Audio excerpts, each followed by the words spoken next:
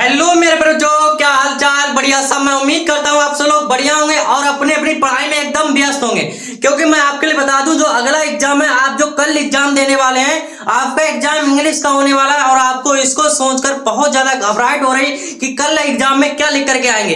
तो मैं आपके लिए बता दूं कल के लिए आपके जो लेट होता है पत्र, यानी कि आपका 10 नंबर में पूछा जाता है। 10 नंबर का मैं इतनी ट्रिक के शानदार तरीके से बता चुका हूं। अगर वो आपने अभी तक वीडियो नहीं देखी है तो इसका लिंक डिस्क्रिप्शन में दे देंगे, वहां से जाकर के देख लेना। मैं आप आज इस क्लास में आपके लिए सेंटर आइडिया और आर्टिकल होता है, आर्टिकल 10 नंबर में पूछा जाता है और सेंटर आइडिया आपका 4 नंबर में पूछा जाता है। इसी क्लास में आपके 14 नंबर कंप्लीट कराने वाला हूं। वो भी मैं आपके लिए बता दूं, कोई भी ये जो सेंटर आइडिया और आर्टिकल मैं आपके लिए रटवाऊंगा नहीं, आपके बिल्कुल दिमाग में कर दूंगा ट्रिक के साथ। सेंटर आइडिया बिना रटे ट्रिक से जाने, कैसे ट्रिक से जानना है, मैं इस वीडियो को आपको शुरू से अंत तक देखो, आपके बिल्कुल इसको दिमाग में फिट हो जाएगा कि इसमें कैसे लिख करके आना है। बिल्कुल आपको याद करना नहीं पड़ेगा और आप कल बोर्ड एग्जाम जब देने जाओगे, एग्जाम देने के लिए बैठोगे तो आप बिल्कुल छाप के चले आओगे। ठीक है, देखिए कैसे करके लिख करके आना है, बहुत ही सिंपल तरीके से बताऊंगा। चलिए देख लेते हैं हम। इसमें देखिए क्या लिखना है, द पोइम। पहले देखिए यहां पर जब आप लिख रहे हो पोइम, ठीक है, पोइम लिखने के बाद आपको क्या करना है, ये जगह जो आपके लिए ट्रिकदार कैसे खाना है, चाहे आपका माई मदर 866 का हो, चाहे आपका कीपिंग क्वाइट का हो, या ए रोड ए साइड स्टैंड, यानी कि किसमें तीन में से आपका चाहे कोई सा भी आज सेंटर आइडिया आपके बोर्ड एग्जाम में आ जाए पेपर में, आप उसको छाप के चले आओगे। बहुत ही सिंपल तरीके से ट्रिक के बाद साथ बताऊंगा, आपको बिल्कुल याद करना नहीं पड़ेगा, बिल्कुल आपके दिमाग। अब आप सोच रहे हो जब पोएम सेंटर आइडिया अभी तक लिखते चले आओ वो बच्चों का, अब आप थोड़ा बहुत तो दिमाग लगाओगे क्योंकि आप 12th में आ गए हो। ठीक है, तो इसमें कैसे लिख करके आना है, द पोएम। द पोएम तो शुरू में लिखना है, लिखने के बाद यहां पर लिखना है, देखिए has been written, has been written by, has been written by, ये तो याद कर लोगे ना, हैज बीन रिटन बाय।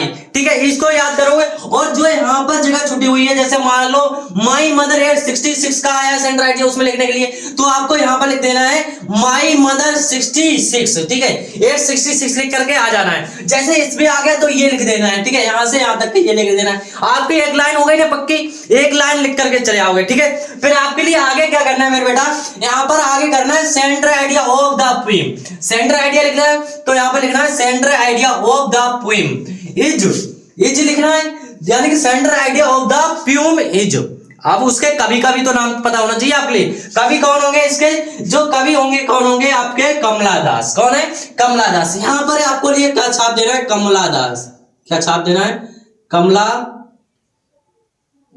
दास छाप देना है। समझ में आया। अब कमला दास छाप देंगे। आपने यहां तक तो लिखना सीख लिया, चाहे आपका, अब आप बताइए बिल्कुल ध्यान में आया नहीं, आपके दिमाग में घुसा नहीं घुसा कि आपको क्या करना है, सिर्फ क्या याद करना, has been written by, has been written by और central idea of the poem is, इतना याद करना है। और बाकी जो पूछ रहा है उसको यहां पर छाप देना, चाहे ये पूछ ले, चाहे कीपिंग क्वाइट का पूछ ले, चाहे ए रोड साइड स्टैंड का पूछ ले, आपको यहां पर वही लिख देना है। ठीक है, क्लियर हुआ यहां तक। अब आपके लिए आगे क्या लिखना है, अब आपके पता होना चाहिए करना, जो कमला दास थे, कमला दास को क्या प्रॉब्लम थी, आपको कहानी तो बड़ी होनी चाहिए। अगर आपको जो सेंटर आइडिया है थोड़ा बहुत उनके बारे में नॉलेज होनी चाहिए कि कमला दास क्या, कमला दास की जो माता जी थी बहुत ज्यादा बीमार यानी कि एजिड हो चुकी थी और उनको क्या था, उनको डर था। जब एयरफोर्स में कमला दास गई थी, उनको डर लग रहा था कि हम वापस जब लौट के आएंगे तो हमारी माता जी से मुलाकात होगी या नहीं होगी, यही तो थी। यही आपको सोचना है। जब ये आपको ये जो कहानी होती है उसके बारे में थोड़ा बहुत तो पता होना चाहिए, तभी आप बनाकर लिख सकते हो कुछ ना कुछ। ठीक है, फिर आपके लिए क्या है, agent and the poets, agent and the poets fair of losing her mother poets, the poets mother is patient her old age, यानी कि जो उनकी माता जी थी बहुत ज्यादा बूढ़ी हो चुकी थी। ओल्ड मतलब पुरानी मतलब एजेड हो चुकी थी, मतलब उनकी उम्र क्या हो गई थी, ज्यादा उम्र हो गई थी, इसलिए इनको यही लॉसिंग मतलब डर लग रहा था। फेयर मींस प्रॉब्लम, ठीक है, दिक्कत। अब उनको देख करके मतलब उनके दिमाग में चल रहा था कि हम जब वापस लौटेंगे वहां से कमला दास को, कि हमारे माता जी से मुलाकात होगी कि नहीं होगी। ठीक है, फिर आपको क्या करना है, ये जो यहाँ पर जो 2 लाइनें आपके यहाँ से 4 लाइनें हो गई, 4 लाइनें जब यहाँ से क्लियर हो गई, 4 लाइनों के बाद आप यहाँ पर 2 लाइनें और बना करके लिख सकते हो। 2 लाइन यहाँ पर जब आप बनाकर लिखोगे तो आपको क्या होगा, इसमें 4 में जितने नंबर का 4 में एक भी आधा नंबर भी निकाल पाए, फुल में फुल मार्क्स मिलेंगे आपके, ठीक है, फुल में फुल मार्क्स मिलेंगे, ठीक है। चलिए इसको तो आपको जो सेंटर आइडिया था, सेंटर आइडिया से आप जो घबराहट में पैदा हुई थी आपके दिमाग में, वो मैं उम्मीद करता हूं आपका प्रॉब्लम दूर हो गई होगी, ठीक है। चलिए इसको स्क्रीनशॉट लेना चाहे स्क्रीनशॉट ले लो, फिर हम देख लेते हैं लेटर तो बता चुके हैं। अब देखेंगे हम आर्टिकल्स। जो आर्टिकल होता है आपके बोर्ड एग्जाम में 10 नंबर का पूछा जाता है, और आप सोच रहे हो कि आर्टिकल हम कौन सा तैयार करें। मैं आपके लिए बता दूं, वो वेरी वेरी मोस्ट इंपोर्टेंट आपके लिए आर्टिकल बता दूंगा जो बोर्ड एग्जाम में देखने के लिए मिलेंगे, और वो भी आर्टिकल आपके लिए रटवाऊं नहीं, बिल्कुल आपके दिमाग में फिट करूंगा ट्रिक के साथ। आर्टिकल, जो आर्टिकल होता है राइटिंग, ये जो भी होता है आपके बोर्ड एग्जाम में 10 नंबर का आता है। देखिए कितने नंबर का आता है, 10 नंबर का आता है। और आप इस आर्टिकल को देख करके अब आपके मन में क्या चल रहा होगा कि जो आर्टिकल होता है, आर्टिकल कौन सा याद करें, कौन सा तैयार करें, कितना याद करें जिससे हमें 10 में 10 नंबर मिले। और यहाँ पर आर्टिकल तो बहुत सारे होते हैं, कौन से आपके लिए तैयार करना है। मैं आपके लिए एक ऐसी सीक्रेट बताऊंगा जिससे आपको बिल्कुल रटने की जरूरत नहीं पड़ेगी, एकदम आपके लिए सटीक तरीके से तैयार हो जाएगा। और आपको मैं ये भी बताऊंगा कि कोई सा भी आर्टिकल आपके बोर्ड एग्जाम में आ जाए, आप कैसे किस प्रकार से लिख करके आएंगे। अगर उसी प्रकार से आप लिख करके आते हैं तो मैं गारंटी से कहता हूं आपके फुल में फुल मार्क्स मिलेंगे। अगर वो आधा नंबर भी काटेगा तो काटने में उसे बहुत ज्यादा सोचना पड़ेगा, आपका भी 1 नंबर भी यानी कि आधा नंबर भी नहीं काटेगा, वो बहुत बार सोचेगा तो आधा नंबर काट पाएगा। अगर मैं जैसा बता रहा हूं वैसे ही लिख करके आए तो बहुत ही सिंपल तरीके से बताने वाला हूं, ठीक है। अब देखिए आर्टिकल होता है राइटिंग, यानी कि price rise in our country, हमारे जो देश में है बढ़ती महंगाई के कारण एक जो इसमें पूछ रहा है आर्टिकल, ठीक है, निबंध पूछ रहा है किसके ऊपर, बढ़ती महंगाई के कारण, ठीक है। तो आपके लिए ये पता होना चाहिए कि बढ़ती महंगाई के ऊपर कैसे करें, किस प्रकार से लिख करके आए जिसमें हमें पूरे मार्क्स मिले, ठीक है।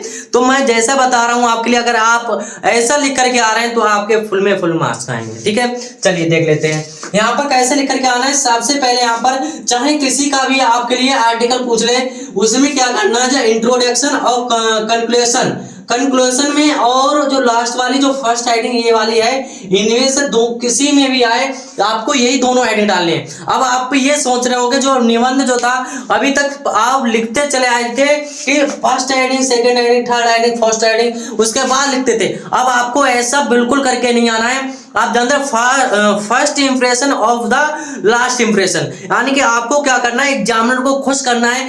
कैसे खुश होगा मैं आपके लिए बताऊं, जैसे तकनीक बता रहा हूं। अगर आप इस प्रकार से लिखने के बाद ये इतना जो है चारों हेडिंग आप नीले कलम से डाल के आएंगे, देखिए फर्स्ट हेडिंग और जो लास्ट वाली हेडिंग है, ये चाहे कोई सा भी आर्टिकल आ जाए सब में छाप के यही आ जाना है। थोड़ा सा क्या होगा, ये दोनों चेंज हो जाएंगे, ये दोनों चेंज होंगी। लिखने का जब आप फोर्थो जब चारों हेडिंग यहाँ पर डाल के आओगे, वहां पर डालने के बाद आपको लिखना स्टार्ट कर दो, the present issue of rising prices burning problems, यानी कि जो आपके बढ़ती महंगाई के कारण जो आपके गांव में समस्या आ रही, जो प्रॉब्लम आ रही, उसके ऊपर लिख रहे हो। In present day India complexity the daily lives and the economic stability of its citizens addressing this change, यानी कि आप क्या करवा रहे हैं, जो आपके गांव में बढ़ती महंगाई है, यानी कि उस महंगाई को क्या करवाना चाह रहे हो, चेंज करवाना चाह रहे हो, उसके ऊपर तो लिख रहे हो।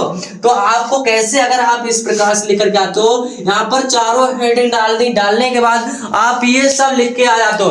अब आपको क्या करना है, शुरू में स्टार्टिंग में कम से कम 3 से 4 लाइन, यानी कि फर्स्ट सेकंड थर्ड, यानी 3 लाइनें तो आपको बिल्कुल याद करनी होंगी। उसको तैयार कर लो बेटा।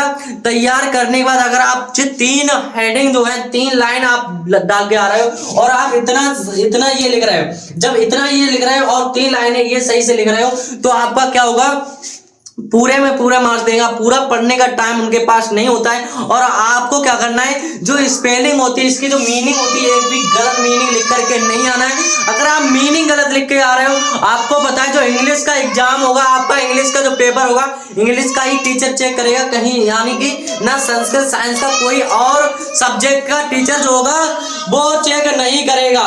वो सब्जेक्ट का और सब्जेक्ट का टीचर जो होगा इसको चेक नहीं करने बैठेगा। जो खास पता होना चाहिए, इंग्लिश का टीचर होगा, आपकी कहीं पर भी मीनिंग गलत है तो उस मीनिंग को वो पहचान लेगा, ठीक है। तो आपको सही सटीक तरीके से लिख करके आना है। तो मैं उम्मीद करता हूं मेरे प्यारे साथियों ये भी क्लास आपके लिए बहुत ज्यादा मोस्ट इंपोर्टेंट रही होगी। मैं आपके लिए बता दूं आज हमने क्या किया है, 14 नंबर इसी क्लास में आपके कंप्लीट करा दिए। और जो पीछे हमने आपके लिए बताया था लेटर जो आता है 10 नंबर में 24 नंबर आपके यहीं से पक्के हो गए। मैं अब आपको बताऊंगा जो अनसीन पैसेज होते हैं वो आपके लिए किस प्रकार से तैयार करना होगा। अनसीन पैसेज आपके लिए बोर्ड एग्जाम में 15 नंबर के आते हैं, वो भी अभी हाल इसी के जस्ट पीछे मैं आपके लिए वो भी क्लास लेकर के आ रहा हूं, ठीक है। चलिए, और हाँ अपने दोस्तों के साथ ज्यादा से ज्यादा शेयर कर दिया करो मेरे प्यारे साथियों, क्योंकि मैं आप सभी लोगों के लिए, ये हमारा नहीं आप सभी का चैनल मान के चलिए, और दोस्तों के साथ अपने से ज्यादा शेयर कर दिया करो, ठीक है। Thank you.